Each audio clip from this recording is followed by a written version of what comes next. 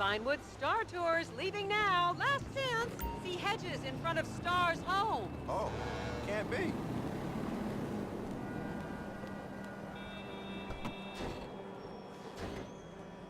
As I am contractually obliged to say, buckle up, everyone. It's showtime.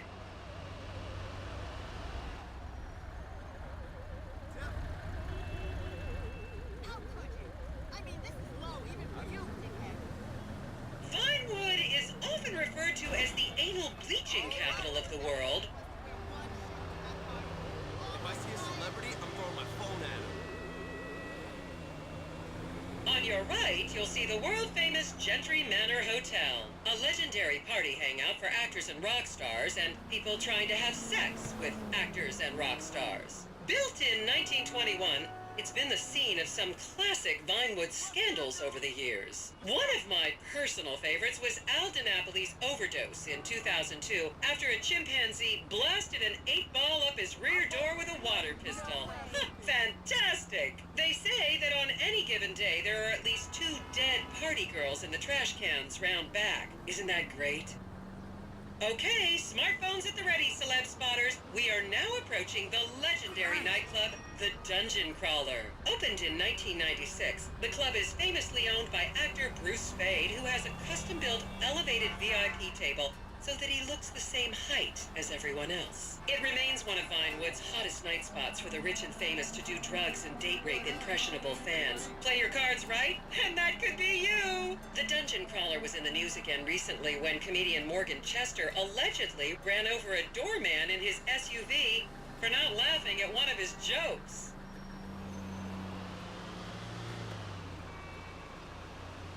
What's going on, my dude? Let's go down to the range later and fire off a few rounds. Finally got to see it in person. Oh, and now a treat for you closet glam rockers on board. We're coming up to the infamous Tequila La Rock Bar. Back in the day, this was a restaurant run by the mob until it got shut down over the Adam's apple in the soup controversy of 1982. It reopened as the Tequila La Bar in 1983 and soon became a mecca for hair metal bands and fans from across the country. It's rumored that the Love Fist song Dangerous Bastards was written about a night they partied here on mescaline with some transgender twins. Now, this house up ahead is one of the many private residence of action movie director Mark Fostenberg. Fostenberg still maintains he was out of town when a 15-year-old Mexican girl was found dead in his pizza oven in 2007. The case was settled out of court and all charges were dropped. The girl's family now live on the next street. So this is the house of television exercise guru The Craze. You might have seen him degrading himself recently on Rehab Island. Do any of you remember the 80s? Strange times. People didn't go to the gym back then. They did jumping jacks in front of the TV and leg warmers and headbands. The Craze swapped his gold lame leotard for a crack pipe in the 90s, but is reportedly now clean and in the best shape of his life. That's Vinewood's code for, he's trying to make a comeback.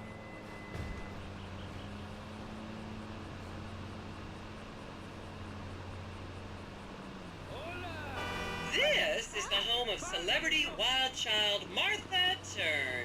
Daughter of 70s comedy star Joni Term, Martha spent her teens partying on booze, her early 20s partying on coke, and her mid-20s staring at her shoes on heroin. Her tell-all autobiography about the difficulties of growing up really rich in Vinewood only sold 30 copies last year.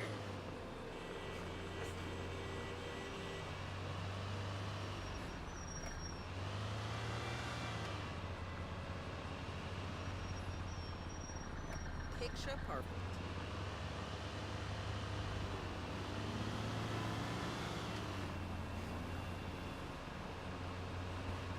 I should remind you this is a no-smoking bus.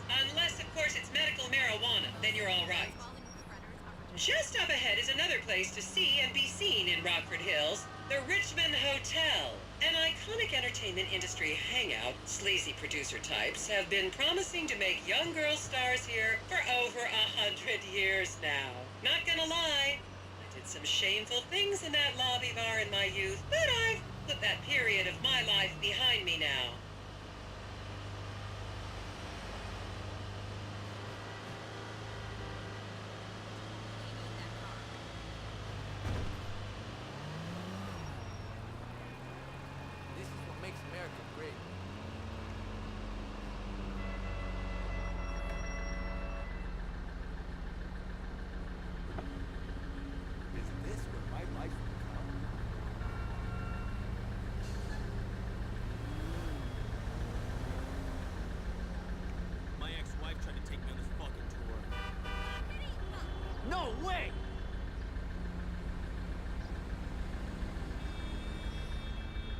I was a member of the jury in the 1991 movie Last Will and Testament, they cut my line.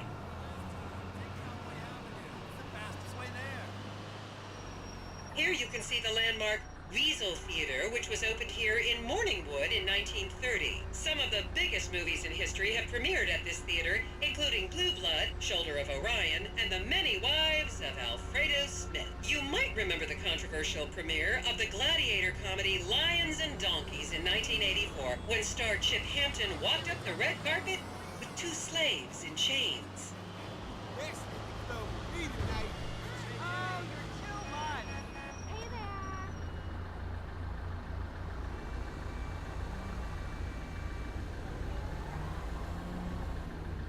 Would you look at that? Bumped up. Hey, where the fuck are you? Out of sight.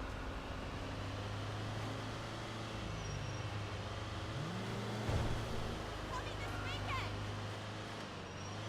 Let me get a pic of that.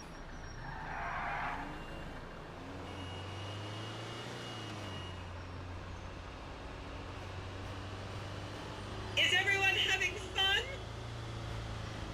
And now to our left, ladies and gentlemen, is the famous Richards Majestic Studios. The product placement for classics like Nelson and Naples and Rum Runner, and the not-so-classics like Vinewood Zombie and Shoulder of Orion 2 was shoehorned into the final edits right behind those very gates. Everyone has a favorite Solomon Richards movie. An American Divorce really helped me through a difficult time when I was bankrupting my first husband. Oh, come on, don't people in the Midwest watch movies? You must have seen Defender of the Faith. No? Wow, tough crowd. Hey now.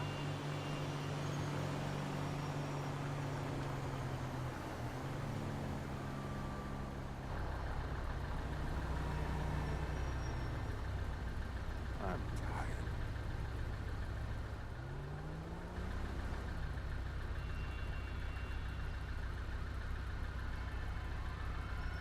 Yes, this is he. Yes. Oh.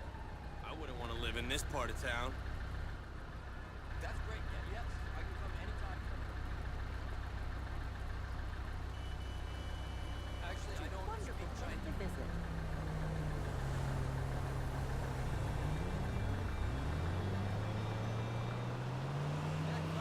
Count yourselves lucky, my prescription just got renewed this morning.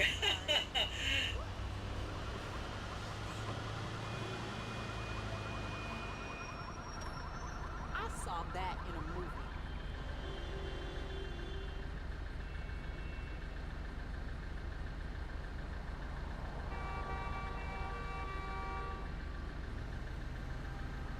It's all so glamorous.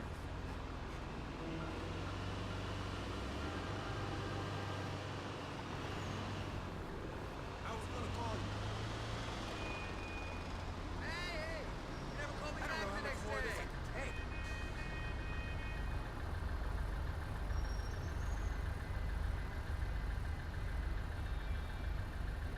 Just up ahead on the right is where Delancey Medua's septon fell out after a ketamine party. I bet this place was great in the 1940s.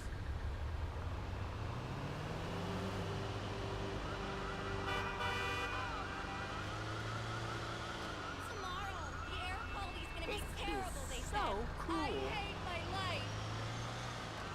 Haven't talked to Mom and Dad. Okay, people, get those cameras out. This is Portola Drive. You won't get a better chance to spot a celebrity in its natural habitat. As you can see, the recession hasn't hit this part of town very hard. These are some of the most offensively high-end designer stores in the country. And now, some fun trivia for you. There have been a number of movies shot on Portola Drive, mostly awful ones about rich idiots, including the blockbuster 2005 romantic comedy Shoe Whore, that's credited with sending women's rights back 50 years. The store we're passing now is where British star Charlotte Crown was caught on film in the changing room eating and purging the same burrito over and over again, just like a dog.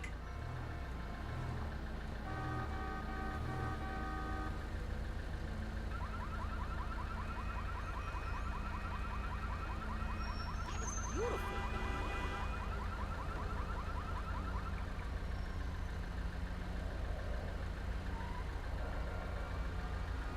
Remember, these people are rich and beautiful. That makes them better than us.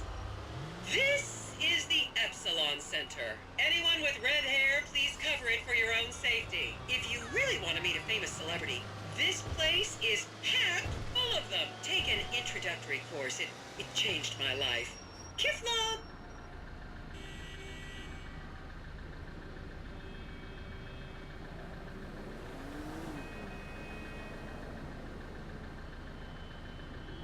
This is what makes America great.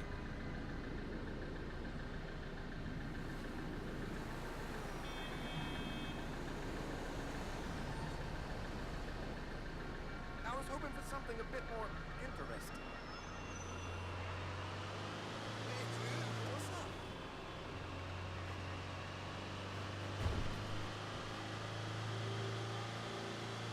My ex-wife tried to take me on this fucking tour.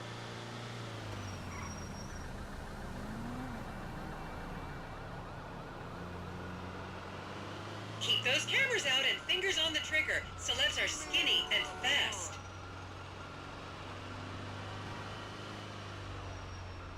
I'm learning so much about this place.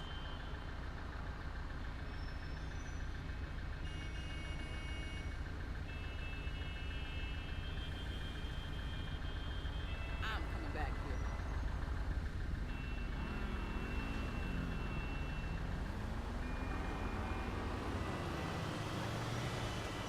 I love seeing all the celebrities. Hey, buddy. I told you to call me later. To the left, you'll see a spot where a pizza boy claims that Clay P.G. Jackson asked him to remove his shorts.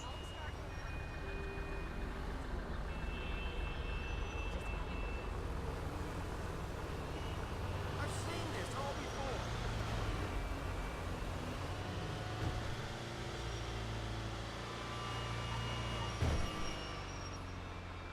You know, this town used to be only Americans.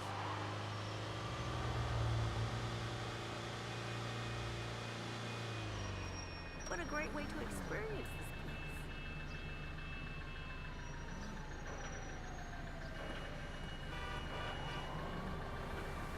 You'll recognize this stretch of road from those videos of Jill von Krastenberg with the Romanian shot put team.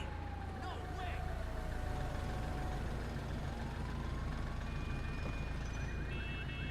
I remember this from a movie.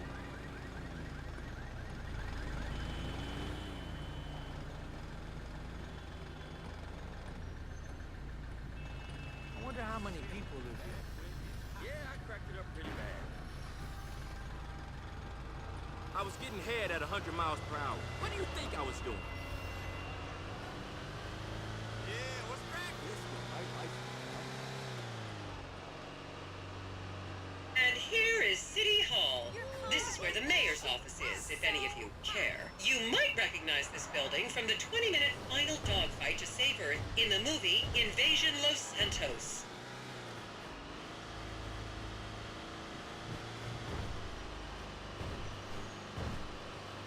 This town is... Don't you just love people you've never met and would have you arrested if you came within 10 feet of them? Wow.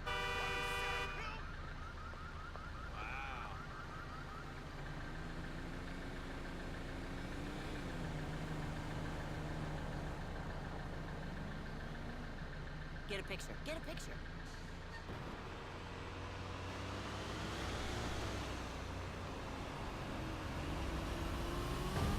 What a sight.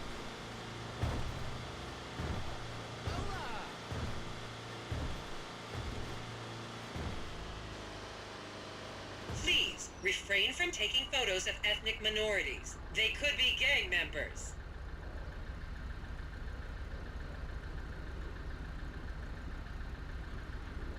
So much history here.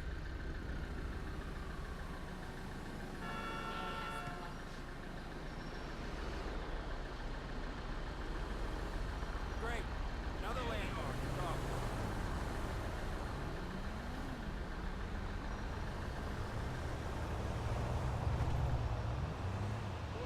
Check that out. Damn! Nice! God damn!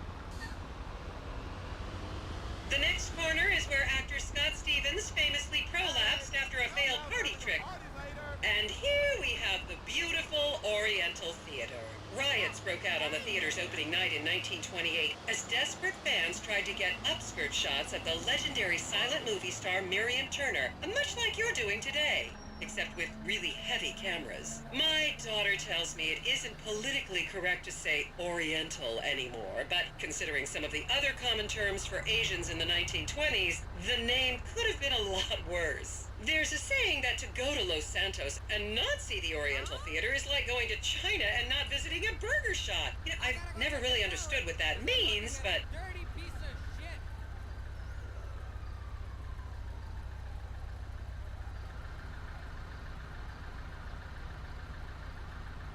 This is so cool.